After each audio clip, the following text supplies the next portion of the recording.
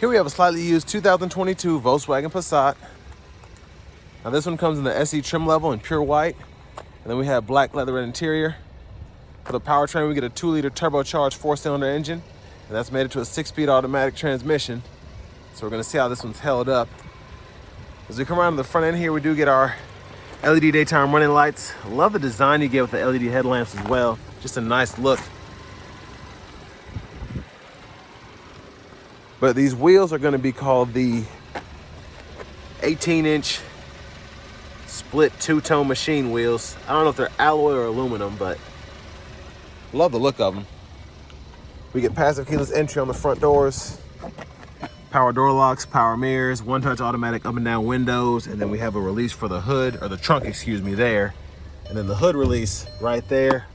Headlamps can be adjusted here, and then gauge cluster brightness can be adjusted there. Release for the manual tilt and telescopic steering wheel. And there we have our power driver seat. We also get 2-way power lumbar support. But I had that seat up front adjusted for someone of my size, being 6'3" with longer legs. Before we check out the rear seat room, big shout out to Ford, Lincoln, and Franklin for allowing me to review this Passat today. I'll leave a link below in the description. But let's go ahead and check this out.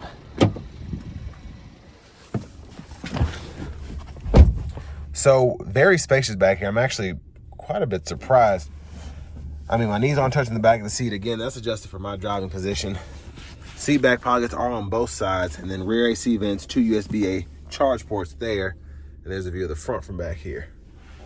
And yeah, even as the roof slants back, my head never touches the roof. So that's, again, I'm impressed by the space back here. 2 bottle holders there. And then we have a grab handle along with a hook we can hang, maybe a plastic hanger hook, but definitely at least one metal hanger there.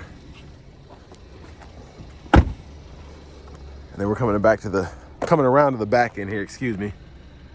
And just look at that rear end. Let's go ahead and pop the trunk there. And there's the storage space, pretty good space behind the second row. And then we do have a spare tire down there with a jack and such. And then we can pull this here to lower the rear seat if we so choose. But there's a look underneath the vehicle. And now let's go around here after hitting that latch and see how this will fold down. It's looking like it doesn't want to, so let me try this again.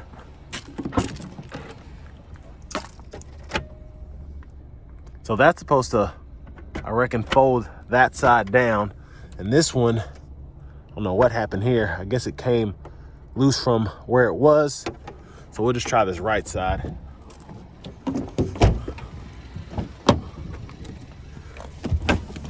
All right, so that's wanting to come down at least.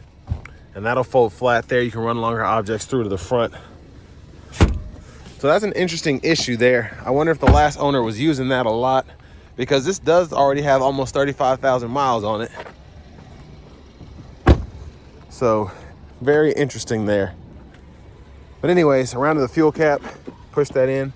We do have an actual cap there as opposed to the fuel filler system. And then to our front passenger seat. This is manual, but we're able to pump the seat up and down, control the seat back and the seat bottom down there. Lockable glove compartment here. We still have the owner's manuals in there. Tire pressure reset is there. And now we're going to come back around to the front, take a look underneath the hood. A bit heavy, but there's that 2-liter turbocharged 4-cylinder.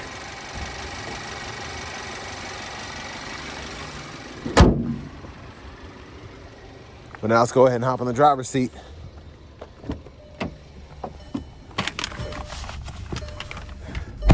So back here, there's a horn sound.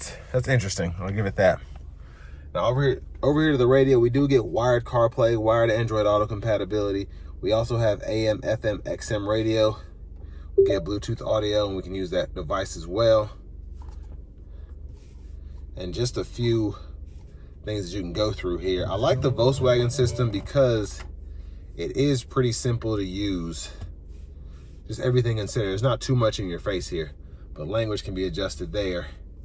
And you do get more than, well, no, you just get the 3 main North American languages here. I thought you got more. But volume can be adjusted here. You can click the power button to cut the audio off. And then down here, we do get dual zone automatic climate control. So we can set that auto there, set the fan speed, sync, and then set the temperature for either side here. And when you do that, it'll pull up the temperatures right there. And you can cut the whole system off as well. Now there's the backup camera there.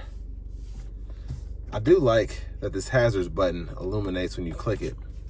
And then there's a 12 volt down here, USB-A input to run that CarPlay Android Auto.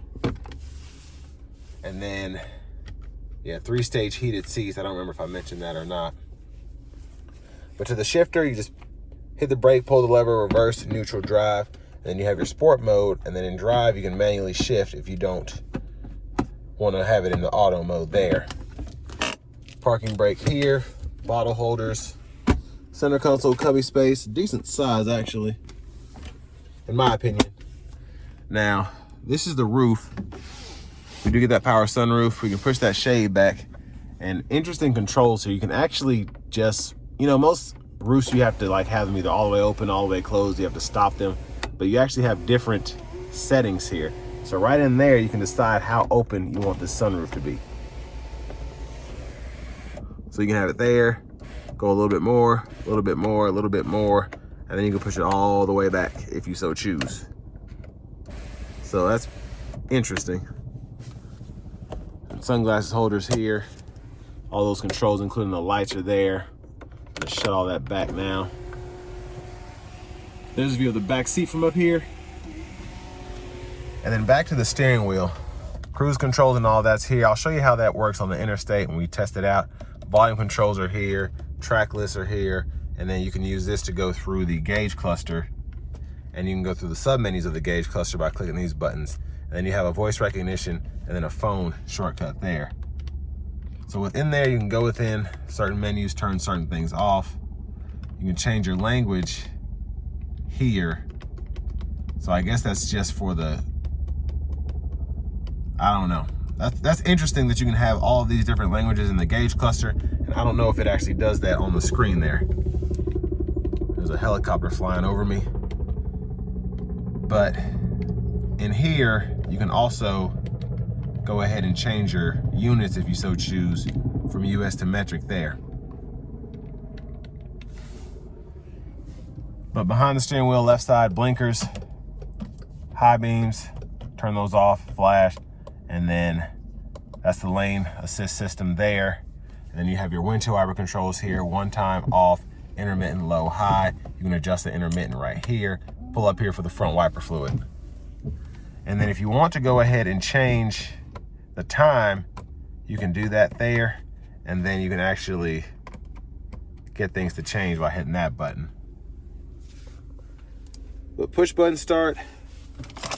And then we do get remote start, but I just think it's funny that we have the same Volkswagen key fob that I'm used to seeing on 2015, maybe a little older. But now to the fun part. Let's go ahead and take this 2022 Volkswagen Passat SC out on the road for a test drive.